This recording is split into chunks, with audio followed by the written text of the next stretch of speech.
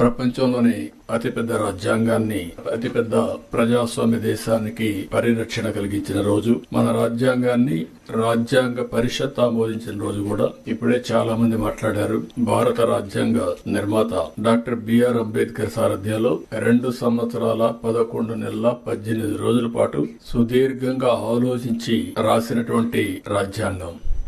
అది కూడా ప్రపంచంలోనే ఒక లిఖిత రాజ్యాంగంగా ఈ రోజు మనం చూస్తే ఇది అమలు చేసి 75 సంవత్సరాలైనా ఎన్నో సవాళ్లు వచ్చినా ఆ సవాళ్లన్నీ అధిగమించి దేశ భవిష్యత్తుని, అదే మాదిరిగా భారతదేశ సమైక్యతను కాపాడుకుంటూ ముందుకు పోగలిగాం. డాక్టర్ అంబేద్కర్ 125వ జయంతి సందర్భంగా 2015 నుంచి రాజ్యాంగాన్ని భారత రాజ్యాంగ దినోత్సవంగా జరుపుకుంటూ ముందుకు పోవాలని గవర్నమెంట్ ఆఫ్ ఇండియా నిర్ణయించడం. మనం రాజ్యాంగాన్ని సమర్పించిన రోజు ఈ రోజైనా మనం అందరం కూడా జనవరి 26 నుంచి మన రాజ్యాంగాన్ని పరిరక్షించుకున్న దినోత్సవంగా మనం ముందుకు పోతూ వచ్చాం. అయితే ఈ రోజు మనం దీన్ని ఒక 2 అకేషన్ లో గుర్తు చేసుకుంటున్నాం. స్వాతంత్ర దినోత్సవం జరుపుకుంటున్నాం.